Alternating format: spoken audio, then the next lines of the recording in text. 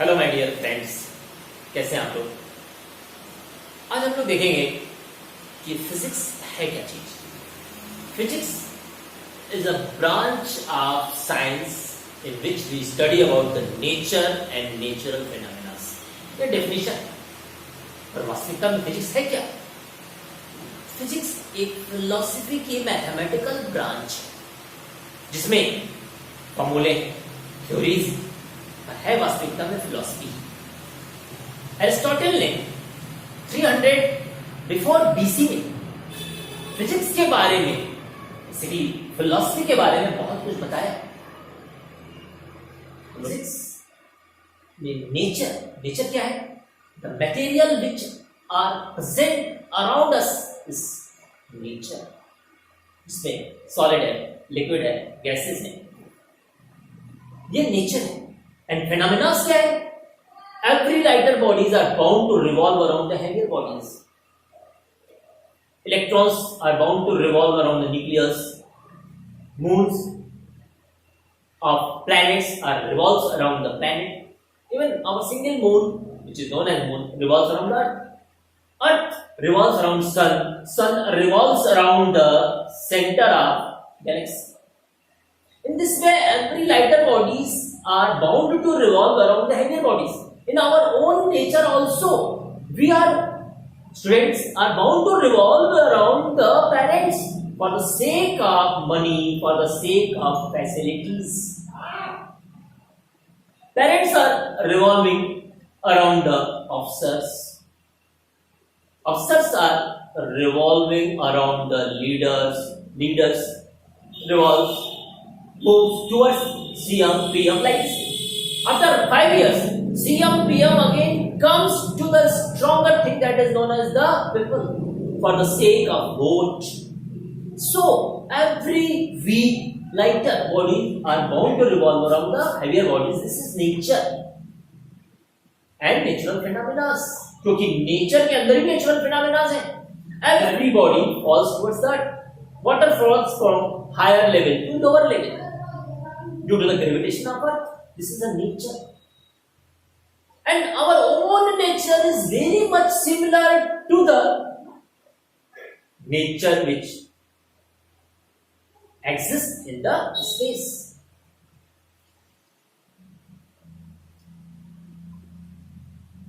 अभी हमने कहा कि everything is mortal in this world. We have a limited life. We have around 100 year average life. Mosquitoes have life less than 10 days. Our Earth, which is a part of solar system, also have some life. After some time, Earth will get died. Our sun will get died. In this way, the whole universe will also get died. So nothing is immortal in this world. Everything is mortal in this world. जो भी पैदा हुआ है उसकी समाप्ति है through conversion. Conversion क्या है? Mass is converted to energy. अगर आपको गॉड बना दिया जाए और कहा जाए कि what are the necessary things to make the universe, तो आप सोचने के बाद आंसर देंगे कि पहली चीज है space, second thing is the mass and third is energy. पर energy and mass are convertible into each other, so basically we require only two things. Number one is space, जहां पे हमें यूनिवर्स की फॉर्मेशन करनी है, which is unlimited, and second thing is energy. So with the help of space and energy you can make the whole universe again. अगर आपको God बना दिया जाए तो। अभी हम लोगों ने देखा physics is the mathematical branch of philosophy. Philosophy वास्तविकता में थी क्या या है क्या? फिलॉसफी है क्या? हम क्यों पैदा हुए हैं? हमारा अस्तित्व क्या है? अगर हम अपनी बॉडी को बाइफरकेट करते हैं, we will cut the organ, we will get tissue. We will cut the tissue, we will get DNA, RNA, nucleus. Again, we will further cut the DNA, RNA, nucleus. We will get electron, proton, neutron. तो अगर हम लोग electron, proton, neutron से बने हैं और wood, mica, whole universe is also made by the electron, proton, neutron, तब हमारे में और उसमें फर्क क्या है? केवल और केवल जीन्स का फर्क है, केवल और केवल कंपोजिशन का फर्क है। जिस तरीके से सारे कंपाउंड्स एलिमेंट्स में डिफरेंस केवल इलेक्ट्रॉन प्रोटॉन न्यूट्रॉन का है, कुछ और भी पार्टिकल्स हैं, फंडामेंटल पार्टिकल्स हैं, जिसके बारे में आने वाले समय में आप लोग पढ़ेंगे। तो हमारे में और प्लांट्स में और नॉन लिविंग बॉडीज में केवल कंपोजिशन का फर्क है, बनी तो सब इलेक्ट्रॉन प्रोटॉन न्यूट्रॉन से ही। और एक चीज के समाप्ति के बाद किसी नई चीज की उत्पत्ति होती है, उसी की स्वयं उत्पत्ति नहीं होगी। एक प्लास्टिक अगर बर्न होती है तो दोबारा उससे प्लास्टिक नहीं बन रही है, कुछ नई चीज की उत्पत्ति हो रही है। मतलब everything is convertible in this universe and nothing is zero and nothing is infinite. The ant चींटी बहुत हैवी है in comparison to the atom and molecules. Atom and molecules are much heavier than that the electron. Whether the electron has zero mass? Answer is no. Electron has mass 9.1 into 10 to the power minus 31 kg. इसका मतलब ये हुआ कि किसी भी body का mass zero नहीं हो सकता है। हाँ, ये हो सकता है कि इलेक्ट्रॉन कन्वर्ट हो जाए एनर्जी। अगर इस डस्टर का मास एंड से ज्यादा है तो इस डस्टर का मास नेग्लिजिबल है in comparison to the mass of this concrete room. The mass of this concrete room is negligible in comparison to the mass of this earth. Amazingly, the mass of this earth is negligible in comparison to the mass of sun. Sun का मास इस universe के मास के मुकाबले कुछ नहीं है। Sun is a little star of the galaxy named Milky Way. हम लोग भी पार्ट है मिल्की वे के। So everything is comparative in this world. अगर हम भारी है डस्टर से तो डस्टर भी भारी है इलेक्ट्रॉन से। अगर अर्थ हमसे बहुत भारी है तो अर्थ सन के मुकाबले नेग्लेक्टेड है।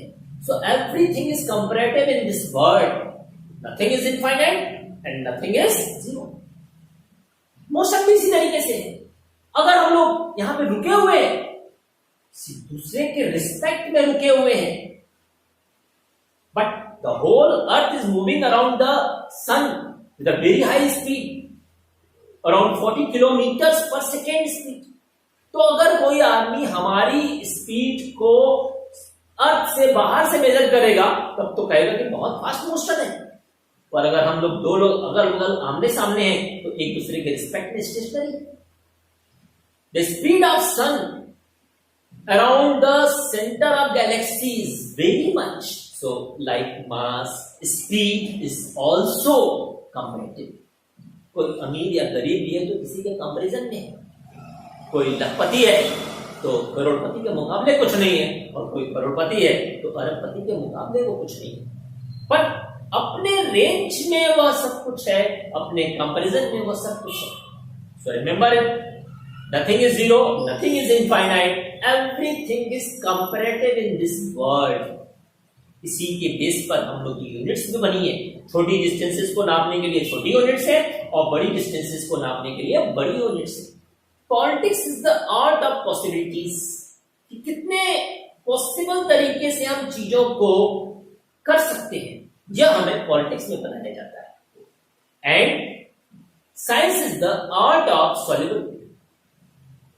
तो पॉलिटिक्स में हमें तरीके बताए जाते हैं कि कैसे कैसे किया जाना है, और साइंस में हम उन तरीकों के द्वारा रिजल्ट को फाइंड आउट करते हैं। तो पॉलिटिक्स से पॉसिबिलिटीज मिल रही है और साइंस से हमें फाइनल रिजल्ट मिल रहा है। पॉसिबिलिटीज नहीं मिल रही हैं, तरीके नहीं मिल रहे हैं, हम लोग उसके फाइनल कंक्लूजन पर पहुंच रहे हैं। पॉलिटिक्स से हमें पॉसिबिलिटीज मिल रही हैं और साइंस से थ्रू एक्सपेरिमेंट्स, थ्रू डेरिवेशंस हमें रिजल्ट्स मिल रहे हैं जो कि आने वाले समय में काम आएंगे। In every holy books, Gita, Quran, Bible, हर एक बुक में एम्फेसाइज किया गया है towards the knowledge. because everything will get died except knowledge. What you are gaining in your life in the form of knowledge will make you more powerful. क्योंकि ज्ञान ही सर्वोपरि है. नॉलेज और रिलीजन को मिक्स करने की परंपरा सी बनी हुई है. तो आइंस्टीन ने सही कहा है, science without religion is lame. Science without religion is lame. Science which gives us systematic knowledge of anything लंगड़ा है, अधूरा है in the absence of religion. And religion भी blind है in the absence of science. So basically religion को समझने के लिए हमें साइंस की जरूरत है. साइंस क्या है? यथार्थ सत्य है, क्योंकि जितने भी फिनोमेनाज हैं वह सत्य है. कहने के लिए two oppositely charge bodies attract each other. हर निगेटिव और पॉजिटिव चार्ज बॉडीज एक दूसरे को अट्रैक्ट करती है, या कोई चार्ज बॉडीज न्यूट्रल बॉडी को अट्रैक्ट करती है. But how positive protons accommodates themselves inside the small portion of atom which is known as nucleus. They should repel each other, but actually they are lying inside the small portion, though they are the positively charged bodies. Positively charged bodies होने के बावजूद वो nucleus के अंदर है, वो सत्य है. So basically in the physics, which is a branch of science, we study about the truth. जो सत्य है उसी का अध्ययन करते हैं. और सत्य क्या है? Everything is mortal in this world, in this universe also. Whenever a body gets died, whenever a human being gets died or animal gets died, after few days, new creation produces in that body. तो हर चीज के समाप्ति के बाद एक अगली चीज की उत्पत्ति निश्चित है. यही ज्ञान है, यही वास्तविकता, यही यथार्थ है. हर एक फ्लॉप के बाद एक नई किरण हमें मिलती है जो हमें आगे ले जाती है. जिस तरीके से किसी एक जीवन की समाप्ति के बाद किसी दूसरे जीवन की उत्पत्ति होती है, ठीक उसी तरीके से एक फ्लॉप के बाद हमें दूसरे सक्सेस के लिए रास्ता खुलता है through experiences. Every cloud has silver linings. अगर कहीं पे फ्लॉप है तो आने वाली सफलता का एक द्वार हमारे लिए खोल रहा है. फिजिक्स में जो पहले की कहावतें हैं प्रिंसिपल्स के रूप में कन्वर्ट हो जाते हैं. Every here says converts into the dogma. जैसे have you ever seen ghost? भूत को कभी देखा है? No. Have you ever seen electron with the naked eye? Answer is no. Then why we much study about the electron and we never study about the ghost? Because whenever we are performing experiments over the electron anywhere in this world, at any place, irrespective of day or night, it always gives us a single result. But when we try to perform experiment over the ghost, then it gives us variable results. In the mortuary, in the Shamshan Ghat, in the cremation point, alone, it gives us more fear. But in the presence of thousands of people, it does not give us fever or very little fear. So basically, the ghost experiment gives us variable result. That is why we are not considering it as a truth. So इसका मतलब जो भी consistently हमें सही result दे रहा है वही truth है, वही वास्तविकता है, उसी के बारे में हमें स्टडी करनी है. और हमने जैसे कहा कि शुरुआत में कुछ ये एक्सपेरिमेंटल हम लोग ऑब्जर्व करते हैं और उसके बाद कंक्लूजन्स निकालते हैं. वही कंक्लूजन्स लॉ और प्रिंसिपल्स के रूप में हम लोग के सामने आता है through various experiments, through various logical truths. एक बहुत अच्छा एग्जांपल है आपकी बुक में कि near the shore of Japan Japan के समुद्र के किनारे the population of crabs which resembles with the great hero of Japan named samurai is very much. Japan के समुद्र के किनारे ऐसे केकड़ों की संख्याएं बहुत ज्यादा हैं जो कि रिजेंबल करते हैं with the great hero of samurai, great ancient hero of Japan which is known as samurai. इसके दो रीजंस। पहला रीजन है कि वहां के लोगों ने ग्रेट हीरो समुराई की पूजा करनी शुरू कर दी। That is why God has increase the population of crabs which resembles with the great hero samurai. भगवान ने उन पे केकड़ों की संख्या बढ़ानी शुरू कर दी जो केकड़े रिजेंबल करते थे समुराई से। दूसरा है कि the dog stops killing the crabs which resembles with the samurai. In the due course of time धीरे धीरे ऐसे क्रैब्स की पॉपुलेशन बढ़ने लगी जो कि रिजेंबल करते थे with the great hero samurai. That is why the population of crabs which resembles with the samurai is very much.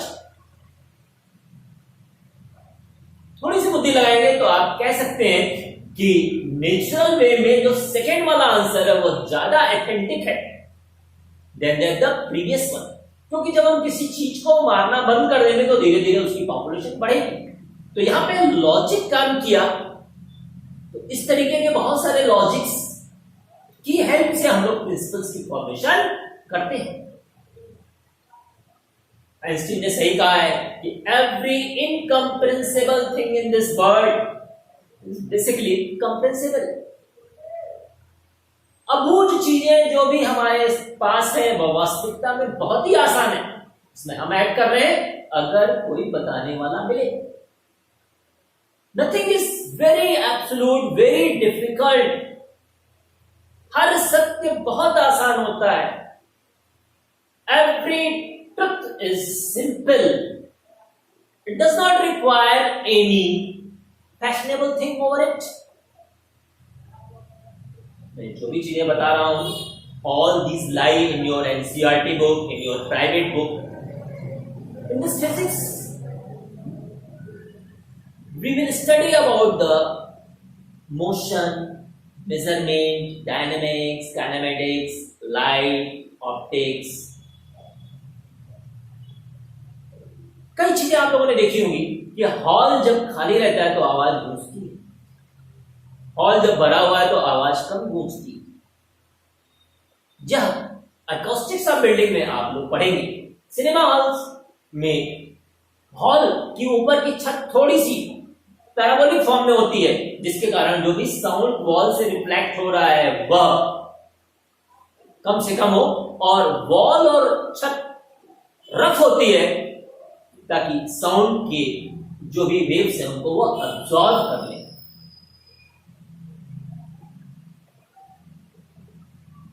चीज का हमेशा ध्यान दीजिएगा। Every body, every system faces opposition. Through this opposition it gets progress. हमेशा opposition के बाद ही हमें प्रोग्रेस मिलती है। Even according to Newton's third law, every action has an equal and opposite reaction, and action and reaction works over two different bodies. हमको चलने के लिए, दौड़ने के लिए भी हमें फोर्स पीछे की ओर लगाना है, तब अर्थ हमें एक रिएक्टिव फोर्स फॉरवर्ड डायरेक्शन में देती है, तब हम लोग चल सकते हैं। तो अगर कोई चीज बुरी है तो वो अच्छी भी है। जैसे every friction facilitates us to run our machinery.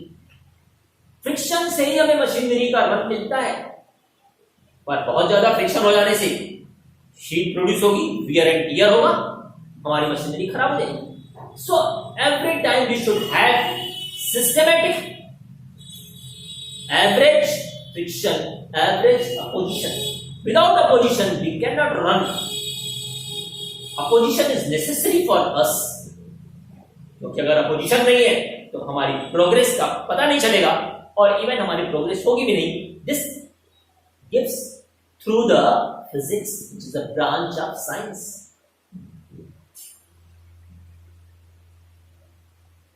Basically friction is the necessary evil, एक ये आवश्यक बुराई है। In kinematics we will study about the motion only, in dynamics we will study about the motion as well as the cause of motion. Cause of motion क्या है? Force, momentum, जिसको आने वाले समय में पढ़ेंगे। काफी चीजें बड़ी इंटरेस्टिंग सी है फिजिक्स में। When you will be in the class 12, जब आप क्लास 12 का सिलेबस पढ़ेंगे तो वहां पे इलेक्ट्रिसिटी एंड मैग्नेटिज्म दो चीजें पढ़ाई जाएंगी। अमेजिंगली इलेक्ट्रिसिटी और मैग्नेटिज्म दोनों एक दूसरे में कन्वर्टेबल है, और उस कन्वर्जन के थ्रू ही हमें लाइट मिलती है, इलेक्ट्रोमैग्नेटिक वेव मिलती है। उसी कन्वर्जन के थ्रू हमें रेडियो वेव्स मिलती हैं, जो कि हम लोग मोबाइल फोन्स में यूज करते हैं।